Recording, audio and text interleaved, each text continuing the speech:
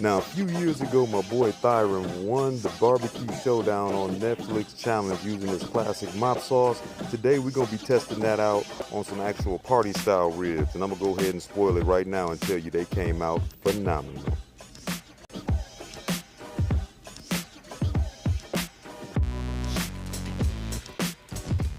And this video going to start off right here. We're going to mop it like a janitor, as my boy T say. We got some of that Southern explosive taste here with this T&T BBQ mop sauce. Yes, yes. Let me get this up out the package. There we go.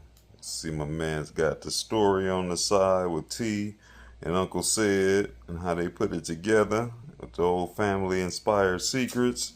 I'm telling you, this sauce, mop sauce right here, man, it don't seem like much. Apple cider vinegar, apple cider or apple juice, water, spices, bell pepper. That's a lie. This right here got flavor for days. And we about to see if we can go ahead and mop us up some party ribs. This video will begin right here with these two slabs. Already got the membranes yanked off thanks to Costco of these baby back ribs. Pretty decent sets here. I'm gonna dry them off and everything, and today we're gonna be finding out if we can't put together us a nice set of party ribs, and we're gonna go ahead and see if we can go ahead and mop it, don't stop it one time with this T&T BBQ's mop sauce. So first thing first, I'm gonna pat these dry. We're gonna be slicing these up. If you've never seen party ribs before in the individual bones, you're usually always gonna have some baby bones down here towards the ends, but those will just be fast taste testers. They'll be a little ugly, but we're gonna chop these babies all up, dry them up, and then we'll get to the seasoning. All right, here they go, flipped over, dried off. Pretty solid pieces of meat. I ain't too mad at them. At the end of the day, it's stocks. Let's go ahead and get these babies chopped up. For me, I find it much easier on this bone side to be able to get a somewhat of a straight cut. And just like that, we are back. Try not to get too close, but you can see we got these things chopped up to start us a party. I'm gonna leave it just as it is. No binders. You see we got a nice bit of glisten, even though we did go ahead and wipe these off. Skinny bone here with a little bit of that flap. Probably be one of the first ones I get to eat.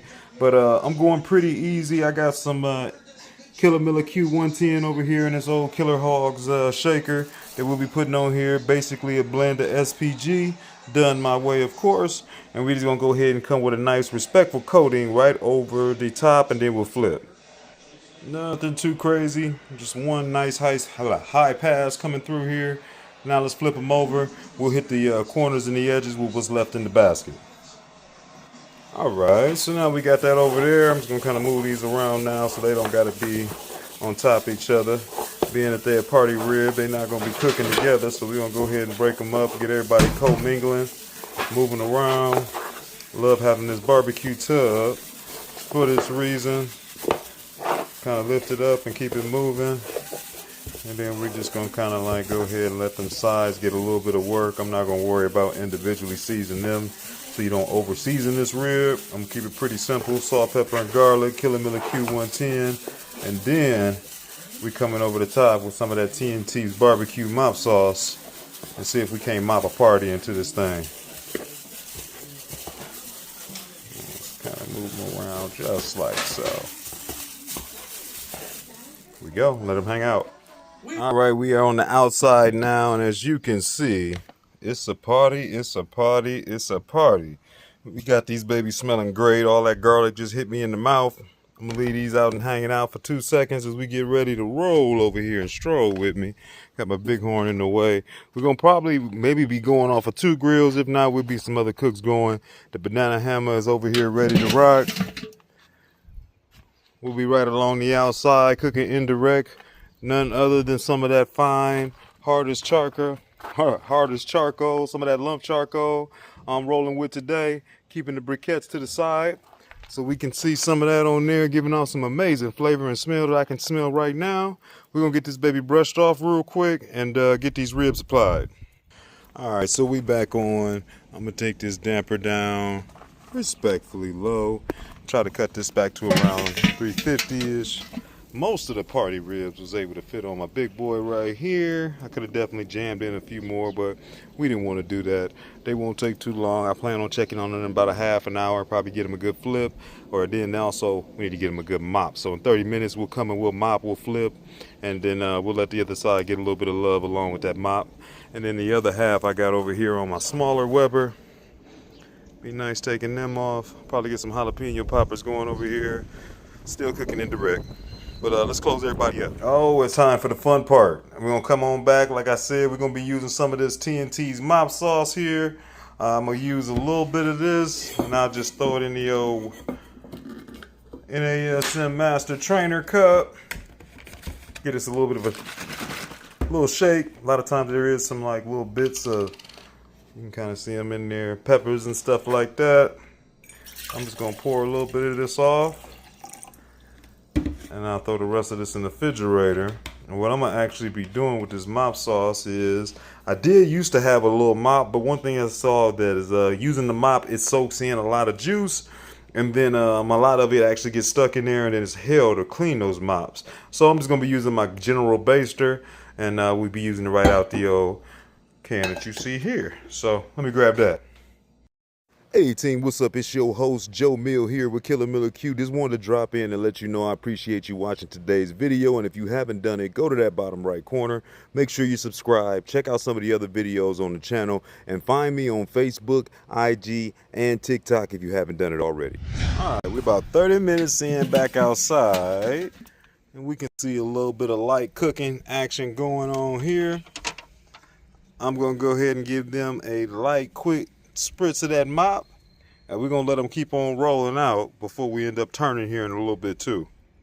And keep in mind that you want to at least go, like I said, these have been about a half hour. You can see that my bark is set, none of that's rubbing off, even though I'm not going to over rub.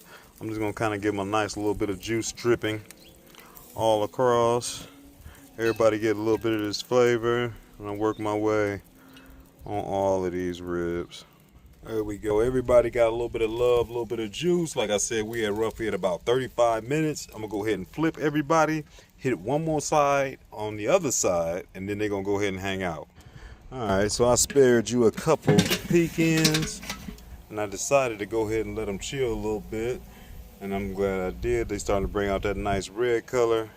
My fire is still holding at 300, but I can see I need to add a little bit more, a nice piece of lump or something like that to get started going. Continue on with this flavor. I'm gonna flip them around, and now we can get some more juice on them. Them like a 24-inch Dayton or something. There we go. All flipped over. Gave them one more splash. I'm gonna let these hang out for a little bit longer and finish up on their color, and they should be ready. All right, I think these babies should be about done. My old school cutting board here. Let's go take a peek at these ribs. I really don't normally temp ribs. They've been holding on at 300. We are over. Oh yeah, colors popping out of there. I'm gonna go ahead and mop them things one more good time. I really like the way they're looking over in this corner. All that good red. Got a couple fat ones.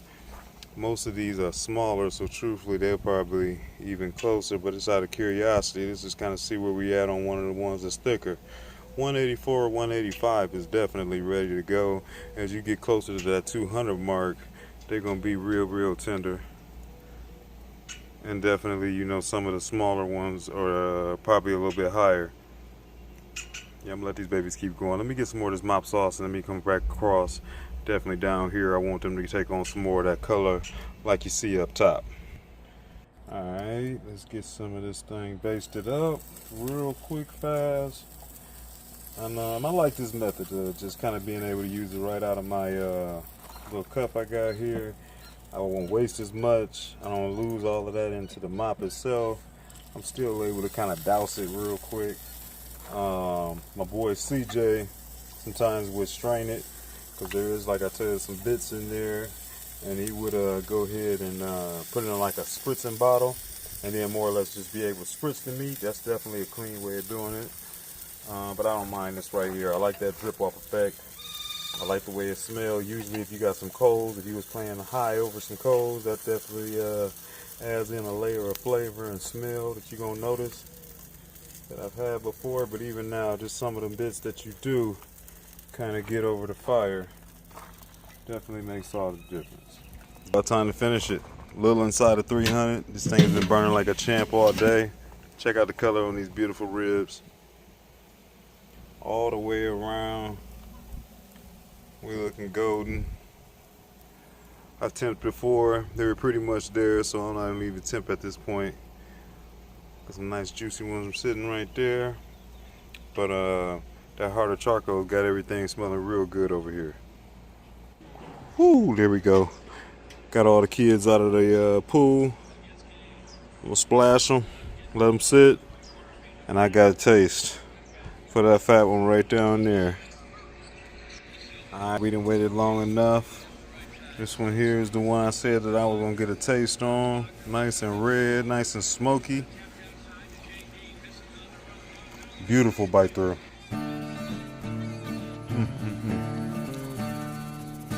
And that's a wrap, ladies and gentlemen. The main takeaways from that video right there is the smooth smoke that I got off that harder charcoal was definitely present.